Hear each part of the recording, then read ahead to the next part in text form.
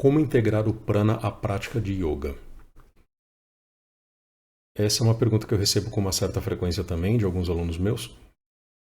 E essa dúvida ela tem relação com um fato bastante curioso. Muita gente não sabe o que é prana, não entende o que é prana. E quando entende, quando acha que entende, se apoia sempre em conhecimentos que não são do yoga. Ou melhor dizendo, que não são do Hatha Yoga, porque no Hatha Yoga é do Hatha Yoga que vem a noção de prana. Ou melhor, é do Tantra que vem a noção de prana, que foi implementada nessa metodologia que é o Hatha Yoga. Vamos por partes.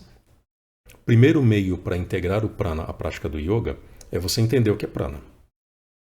Eu não vou conseguir explicar tudo sobre o prana, isso exigiria uma aula muito extensa que, enfim, talvez não seja viável apresentar aqui.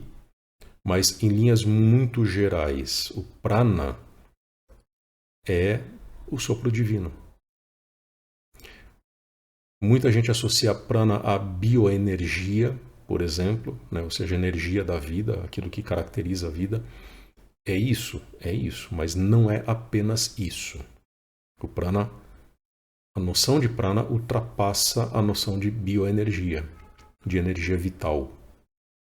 Muitas pessoas associam o prana, ou pelo menos entendem o prana a partir dos seus equivalentes chineses e japoneses, como por exemplo na China existe o Qi, no Japão existe o Qi, né? Então o Qi na China é o mesmo Qi do Tai Chi Chuan, né? O Qi no Japão é o mesmo Qi do Aikido, ou seja, são disciplinas ou práticas que se valem dessa energia para desenvolver as suas técnicas. Mas o prana ele vai além da noção de Qi, além da noção de Qi. Não são sinônimos. Tendo isso em vista, já dá para ter alguma noção de que o prana ele é um pouco mais amplo do que simplesmente uma energia vital. Embora a energia vital, aquilo que no Ocidente se entende por energia vital, seja para realizar curas milagrosas, seja para desenvolver um poder acima do normal, poder físico e mental acima do normal, o prana abrange essas coisas, mas vai muito além. Talvez a expressão que melhor resuma o que é o prana é a expressão sopro divino. Ou seja, lá na Bíblia se explica que foi por meio do sopro de Deus que o homem surgiu, que o homem veio à vida, foi criado. Isso, de alguma forma, reforça a noção de bioenergia, né, de energia vital, mas, como eu disse, é além disso, vai além disso. Se a gente por algum momento tentar entender o que é Deus, quem é Deus, a gente vai entender que esse sopro divino ele não concede apenas a vida no sentido biológico, no sentido da vitalidade. Ele vai muito além disso. Uma vez que você tenha entendido o que é o prana, ou eu sei que nessa explicação muito breve não dá para entender muito bem o que é o prana, né? Mas talvez tenha dado para ter uma noçãozinha do que é o prana. Se ficou muito obscuro, deixa um comentário que eu vou tentar melhorar, talvez no próximo vídeo. Mas uma vez que você tenha entendido mais ou menos o que é o prana, dá para entender alguns meios de integrar o prana à prática do yoga. E aqui eu vou me referir a Chaturanga Sadhana. Tem vários vídeos meus que falam da Chaturanga Sadhana, que é a prática dos 4 passos, como é ensinada pelos Hatha Yogis. O Hatha Yoga é uma disciplina, né, uma metodologia que se vale de 4 passos, de 4 conjuntos de técnicas, que são eles: Asana, Pranayama, Mudra e Laya.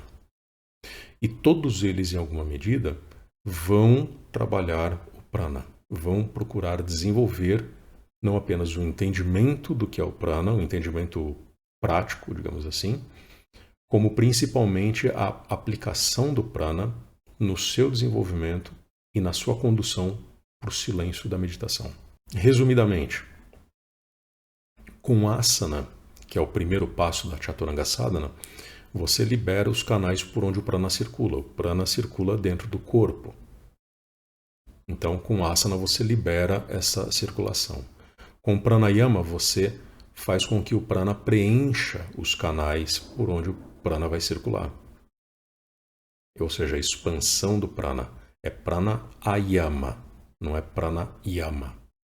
Ok? E pranayama quer dizer justamente expansão do prana. Com mudra, que é o terceiro passo da Chaturanga Sadhana, você direciona o prana para o canal central. Então, os Hatha Yogis ensinam que nós somos dotados de vários canais, que são os canais por onde o prana circula, e um deles, que é o que está presente na nossa linha central, é o mais importante de todos. E com esse conjunto de técnicas chamado mudra, você consegue conduzir, canalizar esse prana para dentro desse canal principal, canal central, e elevá-lo através dos chakras. No caso, os 5 primeiros chakras. E com Laya, que é o último conjunto de técnicas da Chaturanga Sadhana, você consegue continuar essa elevação, fazendo com que o prana atravesse os 3 últimos chakras.